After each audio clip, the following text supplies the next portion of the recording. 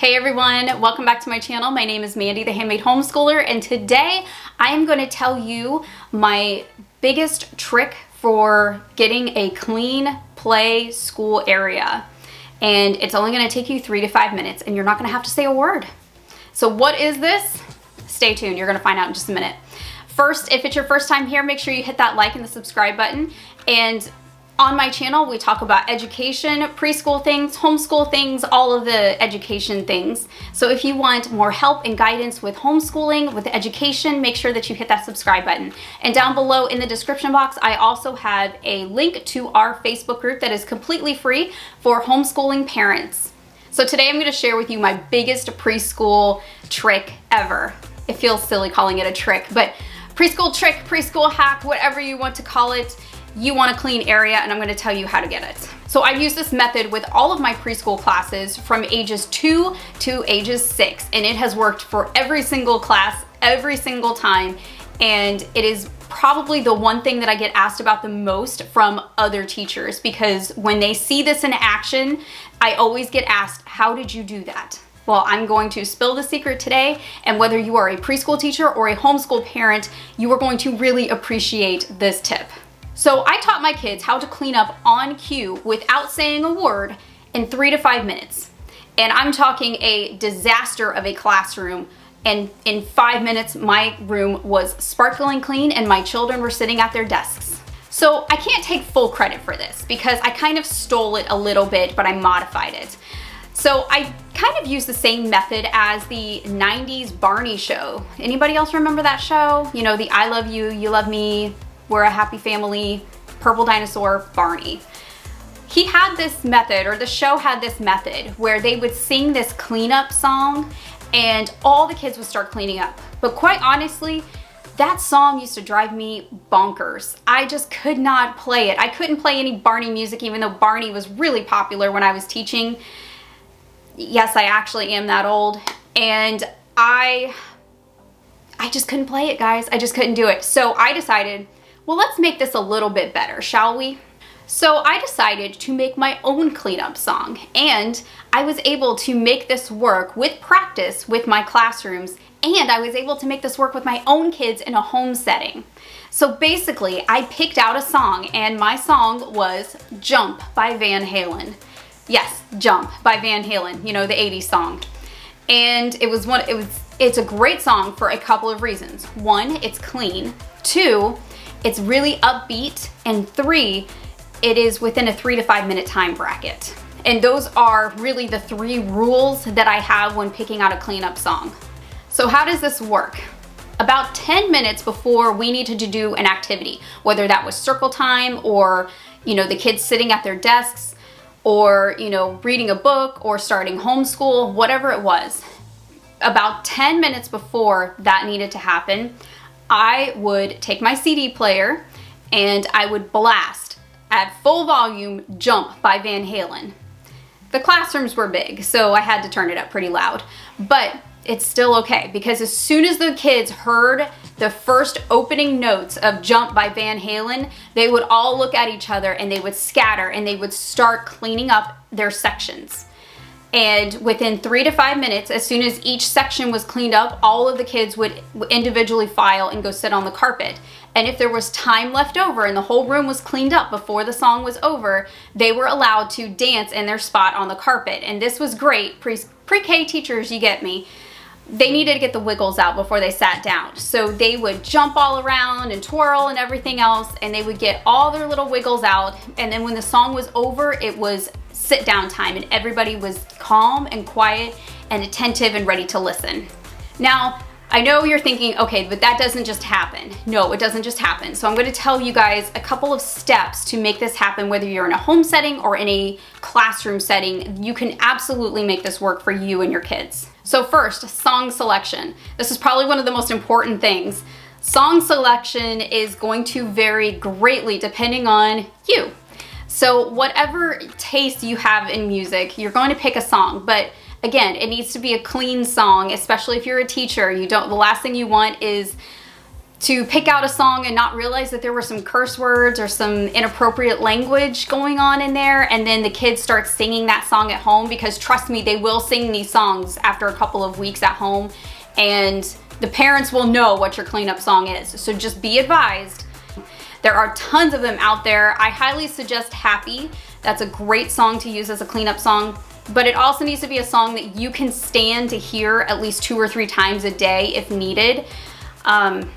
Usually, as a preschool teacher, I think I played mine about 2 or 3 times a day for different times, you know, that on my shift. So just know you are going to hear it at least once a day. So it needs to be a song that you really like and enjoy. And just know that that song will probably ever be your cleanup song. So Jump by Van Halen for me is forever the cleanup song, and I will never be able to get that out of my head as a cleanup song, but I still enjoy it. Don't think I don't still enjoy it. So next, your song needs to be an upbeat tempo, something that is kind of like dance music, something that has an upbeat tempo, and also it needs to be within a 3 to 5 minute time bracket. Don't pick a song that's too short, because that doesn't give them enough time to clean up, but don't make it like a 7-minute song where there's still, you know, tons and tons of time left over. Within that 3 to 5 minute time bracket is usually the best amount of time. So once your song is selected, now you're going to figure out how you're going to implement the song and kind of your strategy as to how you want the kids to behave when you put that song on. If you're in a classroom setting and you have centers set up, this is the easiest way to do it. Just have the kids clean up their center that they are in during the song. And if each child does that, or if each group of children in each center cleans up their center, then your whole room is going to be clean by the time the song is over, because you're ideally going to have 2 to 3 kids or 2 to 4 kids in each little center. So each part of that classroom is going to be cleaned up before, you know, the song is over and they have to go sit down. If you're at home, you're going to have to modify this. If you have a playroom, this is a good way to say, okay, I want this section of the playroom cleaned up before it's over, or I want, you know, I want you to clean up all the blocks on the floor before the song is over. However you want to do that, and however you guys work your homeschool, implement it that way and kind of figure out your strategy to implement this at home. So now you're ready to try it out. So what you're gonna do is you're gonna be really lively and animated, and you're gonna tell your kids or your students, guess what? I have something so super exciting to tell you. We are going to be using a brand new song, and it's going to be our cleanup song. And you have to be really excited about this, because if you go into it with any type of animosity, or if you look like you're irritated, they're gonna pick up on that really easily, and they're not going to be excited about it, which you need them to be excited about it to make this work. So you need to be really lively and tell them, this is our brand new thing, guys, and we're gonna do this, and I'm gonna show you how to do it, and then we're gonna have a dance party when it's over. And usually if you tell a preschooler that you're gonna have a dance party when it's over, they will do almost anything you want them to do. So just make sure you tell them, like, if you have time left over, you can dance and get all your wiggles out before we sit down. And that's kind of like their reward. So what I would do is I would explain the rules to them, and then I would put on the song. And make sure you put on the song and tell them, this is our new song. This is our cleanup song. And then you're gonna go with your children. If you're in a preschool classroom, go with them to each center and have them start cleaning up with you supervising. And make sure that they put things back in the correct bins. And this is where labeling really helps, you know, especially with the picture labels, this really, really helps with that. But make sure that your kids are putting things back correctly, because that's one of the ways to get this to work best. Because the last thing you want to happen is they rush to get everything cleaned up, but they put things back in all the wrong spots, and then you have a very disorganized mess on your hands. So make sure that when they're cleaning up, that they're putting things back in the right spot. And you might have to supervise that for, you know, a week or 2, but I promise you won't have to do it for long, because this is something that they will pick up very easily. Now, if you're a preschool teacher, I highly suggest doing this at the very beginning of the year, but that doesn't mean that this won't work at any time of the year. But usually the beginning of the year is the easiest time to make this work, because you're kind of establishing your classroom at the beginning of the year anyway. So, you know, I highly recommend trying it at the beginning if you can, but if you can't, then it's okay. You can implement this at any time. So that's really it. The thing that I would stress the most after that first time that you really do this with your kids is I would suggest doing this at least once or twice a day, and then each time kind of pulling back and let them take over more. So at the beginning of this, you're going to be guiding and supervising them more, but as you go through the week or two of this, as kind of like the transition period, you're going to be giving it kind of more to them, and you're going to be stepping back. And before you know it, you're going to be able to just hit that song, not say a word, and they're going to scatter and clean.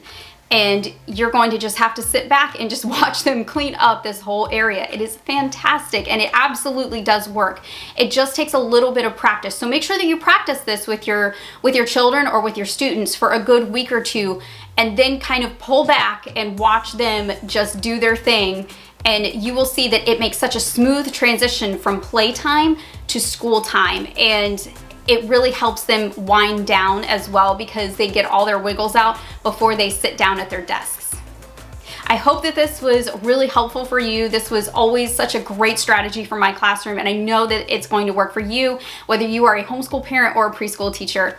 And make sure that you check out my Circle Time book. I have the link down below in the comments, and you can do Circle Time at home or in the classroom, but I made this specifically for homeschool parents where you guys can do Circle Time with your students at home in a home setting, and you don't even need a large wall behind you to do Circle Time anymore. You just need the little packet, print it out, and you're good to go. So I will see you guys next time. I hope you have a great rest of your day, and happy homeschooling.